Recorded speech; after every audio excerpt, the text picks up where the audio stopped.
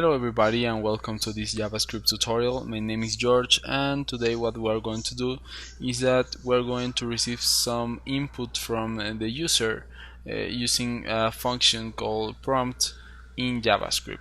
So what are we going to do over here? We're going to declare some variables, for example a variable named x, and we're going to say that x is equals to this function called prompt,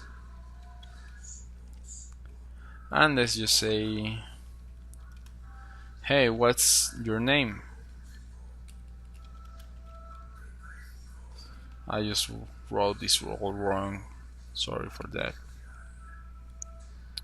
Okay, and then after that we will input our name over here, and then we can use an alert function, and we'll say hey,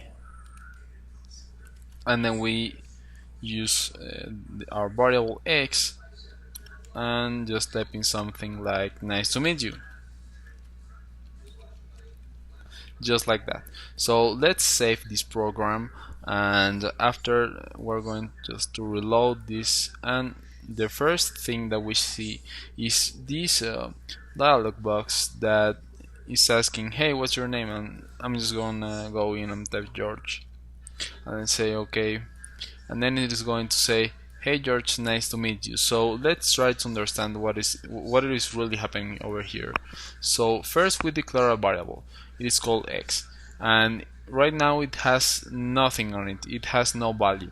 And after that we say that x is equals to this function named prompt that is asking for our name. And what this function does is basically that that dialog box with a text field on it that allow us to write inside it some values, for example our name.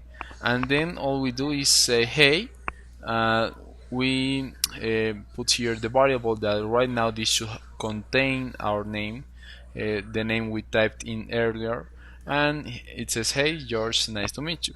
So basically that's it.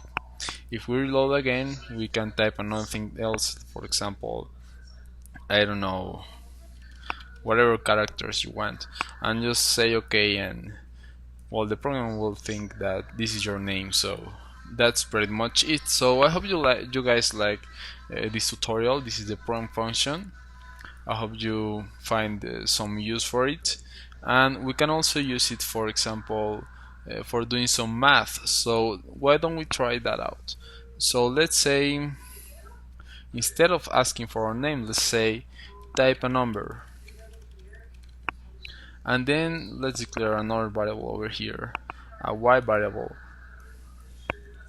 and let's say, for example, y equals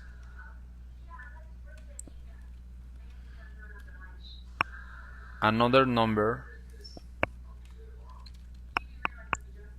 And then what we're going to do is that we're going to create a result over here that is going to be equal to the sum of these variables that we just captured. And I'll explain why I'm using that number function over there, so don't worry about it. But the thing is that once we use this program, let's reload over here and type a number. I'll write 10, and then I will write, for example, 5, and the result will be 15. And now that we see the result of this program that we're what the hell did it say? Hey 15, nice to meet you. Okay, let's erase that. Now that we know that the result is the sum of these two variables, why exactly am I using the number function? It is because x and y aren't actually numbers, they are strings, and strings can't be added just like that. If we remove the number functions, we're going to get just the concatenation of the text values of those variables, just like this. Let's put over here the result is, and just let's try that out. So we reload over here, and if we type 5 and then we type, for example, 10, we're going to get 510, and that is because all these characters, all these numbers are really treated as characters, as string characters. So that's why we can't really make a sum for them. So that's why I used earlier the number function. And so that's it. I hope you guys enjoyed this tutorial. I think we'll see later. So thanks and bye bye.